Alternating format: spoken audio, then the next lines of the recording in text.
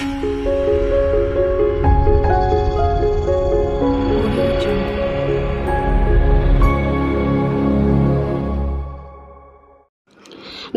আমি রুমকি। তোমরা প্রত্যেকে দেখছো রুমকি লার্ন ফর টুডে। চলে এসেছি আজকে তোমাদের সামনে আরও একটি নতুন ভিডিও নিয়ে। আমাদের পোষণ ট্রেকার গতকাল আপডেট হয়ে গেছে এবং আশা করি ইতিমধ্যে সমস্ত দিদিরাই তোমরা পোষণ ট্রেকারের নতুন ভার্সন 23.5 বা 23.5 আপডেট করে নিয়েছো।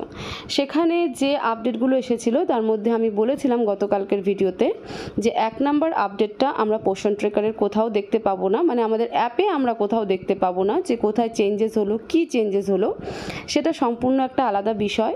তো সেই বিষয়টাই নিয়েই কিন্তু আজকের ভিডিও, যে পোষণ ট্রেকারের 23.5 ভার্সনে প্রথম যে আপডেটটা দিয়েছে, যেটা তোমার V3 M1 মাইলস্টোনের যে প্রথম আপডেট, সেটা কি এক্স্যাক্ট বলেছে এবং কেন এই আপডেটটা আমাদের সবার কাছে এত গুরুত্বপূর্ণ, সেটাই আজকের ভিডিওতে আমরা ইন ডিটেলস দেখব। তাহলে চলো ভিডিওটাকে শুরু করছি। দেখো, আমি পোষণ ট্রেকারের আপডেট যে পেজ, সেই পেজে আছি। এখানে প্রথম যে আপডেট বলেছিল, updated V3 API for the M1 milestone. এই আপডেটটার কথাই আমি বলছিলাম, যেটা আমরা পোষণ অ্যাপের কোথাও দেখতে পাবো না, কিন্তু এটা একটা গুরুত্বপূর্ণ আপডেট। যে কেন এই আপডেটটা দেওয়া হলো এবং এটার পারপাস কি, বা এটা থেকে আমরা কি বুঝতে পারি যে আগামী দিনে আমাদের পোষণ অ্যাপে আর কি কি চেঞ্জেস আসতে চলেছে। তো তোমরা ভিডিওটাকে ভীষণ কেয়ারফুলি শুনবে। এই ভিডিওতে দেখার কিছু নেই যে কোথায় কি হচ্ছে না হচ্ছে, বাট কথাগুলো ভীষণ ইম্পর্টেন্ট, ঠিক আছে? তো আমরা পার্ট পার্ট করে বুঝবো। প্রথমে আমরা দেখব যে V3 বলতে কি বোঝায়, API বলতে কি বোঝায় এবং M1 মাইলস্টোনটা কি জিনিস। তারপর অল ওভার এই V3 API M1 মাইলস্টোন যেটা বলেছে অ্যাপে আনা হয়েছে, আপডেট করা হয়েছে, সেটা আমরা লাস্টে গিয়ে একদম দেখব। তো প্রথমে আমরা যেটা দেখব সেটা আমি বললাম পার্ট পার্ট করে। প্রথম আমরা দেখি V3টা কি জিনিস। দেখো, V3 হচ্ছে একটা সফটওয়্যার প্রসঙ্গে বলা হয়ে থাকে। তো এখানে কি বলছে, সফটওয়্যারের প্রসঙ্গে V3 সাধারণত একটি সফটওয়্যার প্রোগ্রাম বা ফ্রেমওয়ার্কের সংস্করণ 3 বোঝায়। এটি সেই সফটওয়্যারের তৃতীয় পুনরাবৃত্তি বা প্রকাশ নির্দেশ করার একটি উপায়। এই সংস্করণে পূর্ববর্তী সংস্করণগুলির তুলনায় নতুন বৈশিষ্ট্য, উন্নতি এবং বাগ সংশোধন অন্তর্ভুক্ত থাকতে পারে। তাহলে V3টা কি জিনিস? সফটওয়্যার। তাহলে আমাদের সফটওয়্যারকে কিন্তু আপডেট করা হলো। আমাদের কোন সফটওয়্যার? পোষণ অ্যাপের যে সফটওয়্যার রয়েছে সেই সফটওয়্যারকে আপডেটেড করা হলো, ঠিক আছে? নতুন মানে তৃতীয় পুনরাবৃত্তি বা প্রকাশ নির্দেশ, মানে নতুনভাবে আরেকটু আপডেট করা হলো। এবার আমরা দেখব API। APIয়ের পূর্ণরূপ বা APIয়ের ফুল ফর্ম কি? Application programming interface. APIগুলি মূলত নিয়ম এবং প্রোটোকলের একটি সেট, যা সফটওয়্যার অ্যাপ্লিকেশনগুলিকে একে অপরের সাথে যোগাযোগ এবং ডেটা বিনিময় করার অনুমতি দেয়। তারা বিভিন্ন অ্যাপ্লিকেশনের মধ্যে একটি সেতু হিসাবে কাজ করে, যা তাদের একসাথে নির্বিঘ্নে কাজ করতে সক্ষম করে। তাহলে V3 আমাদের সফটওয়্যার আর API হচ্ছে আমাদের সেই প্রোটোকল, সফটওয়্যার যে প্রোটোকল, মানে সফটওয়্যারের একটা প্রোটোকল।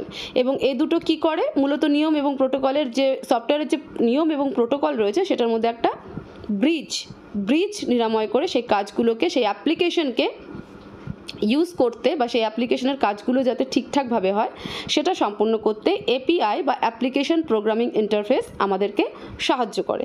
তাহলে V3 বুঝলাম, API বুঝলাম। আচ্ছা, APIয়ের কাজগুলো কি কি?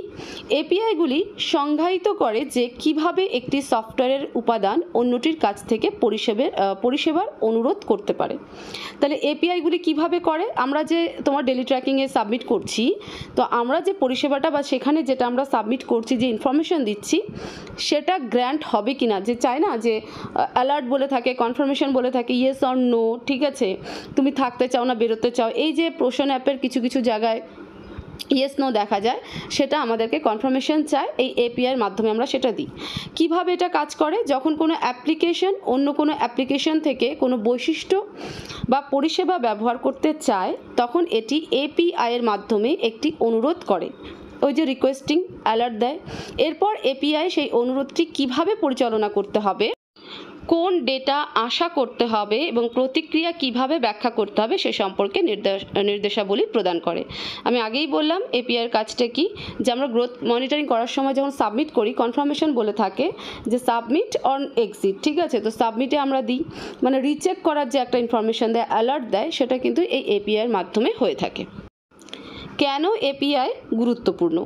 এপিআইগুলি অ্যাপ্লিকেশনগুলিকে ইন্টারেক্ট করার জন্য স্ট্যান্ডার্ড উপায় প্রদান করে ডেভেলপমেন্টকে সহজ করে তোলে, যা ডেভেলপারদের জন্য বিভিন্ন সিস্টেমকে একীভূত করা সহজ করে তোলে। একাধিক আন্তঃসংযুক্ত পরিষেবার উপর নির্ভরশীল আধুনিক সফটওয়্যার তৈরির জন্য এগুলি অপরিহার্য। আমি বললাম যে যখন আমরা গ্রোথ মনিটরিং করি সেখানটাতে আমাদেরকে অ্যালার্ট করে, সাবমিট দেওয়ার সময় মানে এইচসিএম যখন দিচ্ছি তখন যে কুক মিল আর হট কুক মিল আর হচ্ছে টিএচআর, এই সমস্ত যে প্যাকেটিং খাওয়ার, এই সমস্ত যে অ্যালার্টগুলো হয়। তারপরে তোমার বেনিফিশিয়ারিকে যখন আমরা সাবমিট করি নিউ রেজিস্ট্রেশন, সেখানেও আমাদেরকে কনফার্মেশন চায়, ঠিক আছে। ভিএচএনডি যখন আমরা সাবমিট করছি সেখানেও আমাদের কাছে কনফার্মেশন চায়। তো এগুলো সব কিছুই আমাদের এপিআই এর মাধ্যমে হয়। তো 23.5 ভার্সনে আমাদের সফটওয়্যারকেও আপডেট করা হয়েছে এবং এপিআইকেও কিন্তু আপডেট করে দেওয়া হলো। উদাহরণস্বরূপ কি, গুগল ম্যাপস এপিআইয়ের কথা ভাবুন, যা ডেভেলপারদের তাদের ওয়েবসাইটে ম্যাপ এমবেড করার অনুমতি দেয়, অথবা টুইটার এপিআই যা ব্যবহারকারীদের টুইটার ডেটার সাথে প্রোগ্রামটিকে বা ইন্টারাক্ট করতে দেয়, সাহায্য করে। তাহলে গুগল ম্যাপস আমরা কখন ব্যবহার করি? লোকেশনের জন্য। তাহলে এপিআইয়ের সাহায্যেই, এপিআই সেই ব্রিজ যেটা আমরা যে লোকেশনটা দিচ্ছি এক্স্যাক্ট লোকেশনে পৌঁছানোর জন্য এই এপিআই কিন্তু সাহায্য করে। তাহলে পোষণ অ্যাপে সেই এপিআইকেও কিন্তু আপগ্রেড করা হলো। আচ্ছা, এবার আমরা M1কে বুঝবো। V3 এপিআই বুঝলাম, এবার আমরা M1 বুঝবো যে এই আপডেটে M1 এর কী রোল। তো বলছে প্রকল্প ব্যবস্থাপনা। M1 একটি প্রকল্পের একটি নির্দিষ্ট পর্যায় বা পর্যায়কে প্রতিনিধিত্ব করতে পারে, যা একটি গুরুত্বপূর্ণ চেক পয়েন্ট বা বিতরণযোগ্য চিহ্নিত করে।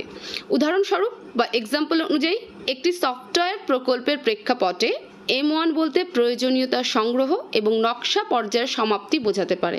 অর্থাৎ এ থেকে আমরা এটুকু তো বুঝতেই পারি যে পোষণ অ্যাপে যতদিন থেকে আমরা কাজ করছি সেখানে যে একটা সূচনা ছিল প্রথম দিকের, সেটা শেষ হতে চলেছে এবং নতুন কিছু শুরু হতে চলেছে।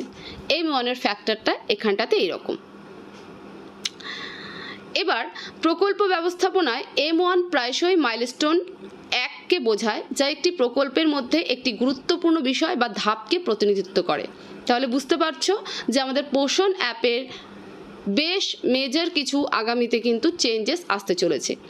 এটি অগ্রগতি ট্র্যাক করার এবং প্রকল্পটি সঠিক পথে আছে কিনা তা নিশ্চিত করার জন্য একটি চেক পয়েন্ট, যা একটি বৃহত্তর প্রকল্প পর্যায়ে একটি ক্ষুদ্র লক্ষ্য হিসাবে কাজ করে। মানে তাহলে পোষণ অ্যাপকে, এই যে তোমার পোষণ বি প্রাইভেট ট্রেনিং চলছে, অল ওভার ইন্ডিয়া জুড়ে চলছে, সব জায়গাতেই চলছে, স্টার্ট হয়ে গেছে, অনেক স্টেট কমপ্লিট হয়ে গেছে, অনেক স্টেটে রানিং চলছে, আমাদের ওয়েস্ট বেঙ্গলেও হচ্ছে। তো এটা কিন্তু তার একটা ইঙ্গিত দিচ্ছে যে ওয়ার্কারদের ক্ষেত্রে এবং হেল্পারদের ক্ষেত্রে বা আইসিডিএস ডিপার্টমেন্টের ক্ষেত্রে জি বি রেডি আগামীর জন্য, ঠিক আছে, যে চেঞ্জেস কিন্তু মেজর আসতে চলেছে। এত ইজি কিন্তু আর পোষণ অ্যাপ থাকবে না, যে কারণে কিন্তু 23.5 ভার্সনে এই আপডেটটাকে দেওয়া হলো, যেটার গুরুত্ব হয়তো আমরা অনেক দিদিরাই এখনও বুঝতে উঠতে পারছি না। সংজ্ঞাটা দেখো, M1 একটি নির্দিষ্ট পর্যায় বা পর্যায়ের সমাপ্তি নির্দেশ করে। তার মানে এতদিন যেভাবে আমরা কাজ করে আসছি সেটা এবার এন্ড হতে চলছে। যেমন কিছু প্রসঙ্গে সংজ্ঞা পর্যায়ের সমাপ্তি অথবা প্রাথমিক নকশার সমাপ্তি, ঠিক আছে। তার মানে পোষণ অ্যাপের মানচিত্র বদলাতে চলেছে। উদ্দেশ্য কি এই M1 এর? এটি প্রকল্পের অগ্রগতি পর্যবেক্ষণ করতে, সম্ভাব্য সমস্যাগুলি প্রাথমিকভাবে চিহ্নিত করতে এবং প্রকল্পটি সময়সূচিতে থাকে তা নিশ্চিত করতে সহায়তা করে। তার মানে অবশ্যই আগামীতে লোকেশন ব্যাপারটা কিন্তু খুব ইম্পর্টেন্ট হতে চলেছে। এবার আসি পুরো আপডেটটা নিয়ে, যেটা পোষণ ট্রেকারের প্রথম আপডেট ছিল। V3 API for the M1 মাইলস্টোনের আপডেট করা হয়েছে। কি বলছে? পোষণ ট্রেকার V3 এপিআই বলতে পোষণ ট্রেকারের সংস্করণ 3 অ্যাপ্লিকেশন প্রোগ্রামিং ইন্টারফেসকে বোঝায়। V3 মানে আমি বলেছিলাম যে V3 একটা সফটওয়্যার এবং এপিআই বলেছিলাম অ্যাপ্লিকেশন প্রোগ্রামিং ইন্টারফেস। তো পোষণ ট্রেকার V3 এপিআই বলতে পোষণ ট্রেকারের সংস্করণ 3 অ্যাপ্লিকেশন প্রোগ্রামিং ইন্টারফেসকে বোঝায়। এটি একটি মোবাইল অ্যাপ্লিকেশন যা অঙ্গনারী কর্মীরা পুষ্টি পরিষেবা এবং সুবিধাভোগীদের তথ্য ট্র্যাক করার জন্য ব্যবহার করেন। বুঝতে পারলে? এই এপিআই ডেভেলপারদের পোষণ ট্রেকারের সাথে প্রোগ্রামটিকে ইন্টারাক্ট করার অনুমতি দেয়, যার ফলে ডেটা বিনিময়, ইন্টিগ্রেশন এবং সম্পর্কিত অ্যাপ্লিকেশন এবং পরিষেবাগুলির কাস্টমাইজেশন সম্ভব হয়। তাহলে V3 API-কে যে আপডেট করা হলো সেটা কেন? এতদিন আমরা এটাতেই কাজ করছিলাম, কিন্তু সেটাকে এবার M1 মাইলস্টোনের থেকে M2-তে যাবে কিন্তু, ঠিক আছে? মানে M1 মাইলস্টোনে আমরা কাজ করছিলাম, সেটাকেই আপডেট করে এবার M2 মাইলস্টোনে কিন্তু আমরা ঢুকবো, এবং M2 কিন্তু আর একটু হাই রেঞ্জের, ঠিক আছে? মানে উপর মহলের, উপর দিকে উঠছি আমরা পোষণ অ্যাপে। তো এই যে আমরা ডেলি ট্র্যাকিং বা নিউ রেজিস্ট্রেশন যাবতীয় যা করতাম, এটা M1 পর্যন্তই ছিল। এবার বলছে পোষণ ট্রেকারের V3 API এর মূল দিকগুলো কি? প্রথম হচ্ছে তথ্য বিনিময়। এই এপিআই পোষণ ট্রেকার এবং অন্যান্য অ্যাপ্লিকেশনের মধ্যে ডেটা আদান প্রদানকে সহজতর করে, যার ফলে ডেটা বিশ্লেষণ, রিপোর্টিং এবং অন্যান্য সিস্টেমের সাথে ইন্টিগ্রেশন সম্ভব হয়।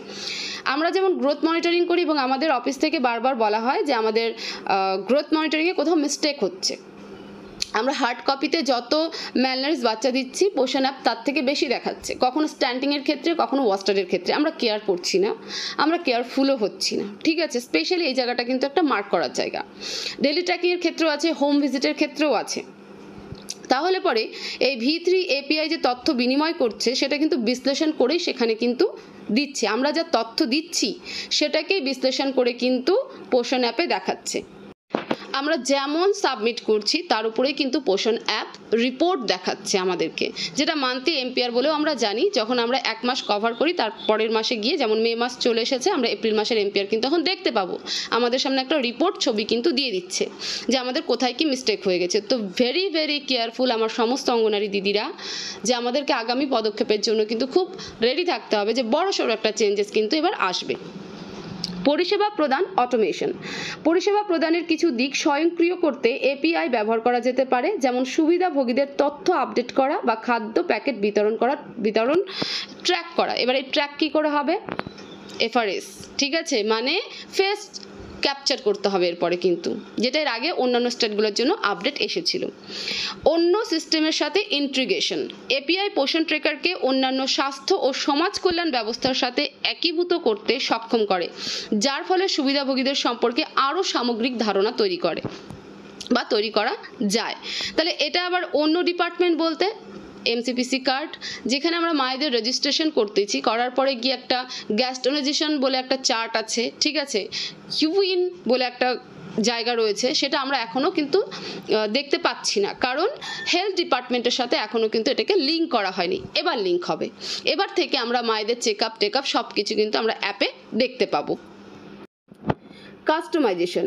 ডেভেলপাররা নির্দিষ্ট চাহিদা পূরণের জন্য পোষণ ট্রেকারকে কাস্টমাইজ করার জন্য এপিআই ব্যবহার করতে পারেন, যেমন নতুন বৈশিষ্ট্য যোগ করা বা ব্যবহারকারীর ইন্টারফেস তৈরি করা, ঠিক আছে? তার মানে এরপরে দেখবে যে আমাদের যে প্রোফাইল রয়েছে সেখানে আমাদেরকে ফটো আপলোড করতে হতে পারে, ঠিক যেমন হোয়াটসঅ্যাপে ডিপি, ফেসবুকে ডিপি দেওয়া হয় তেমনটা। তারপরে বেনিফিশিয়ারিদেরও প্রোফাইল দিতে হবে, মানে সেখানে প্রোফাইল ফটো থাকতে হবে। এই যে যাবতীয় জিনিসগুলো, এগুলোর কিন্তু একটা চেঞ্জেস আসতে চলেছে, ঠিক আছে? এরপর বলছে ব্যবহারের উদাহরণ, কোন কোন ক্ষেত্রে ব্যবহার করা যায় বা করা হচ্ছিল। তথ্য বিশ্লেষণের ক্ষেত্রে ব্যবহার করা হচ্ছিল। গবেষকরা অপুষ্টির প্রাদুর্ভাব, পরিষেবা প্রদান এবং অন্যান্য গুরুত্বপূর্ণ মেট্রিক্সের তথ্য অ্যাক্সেস এবং বিশ্লেষণ করতে এপিআই ব্যবহার করতে পারে। এটার জন্য ব্যবহার করা হচ্ছিল পোষণ অ্যাপে এপিআইকে।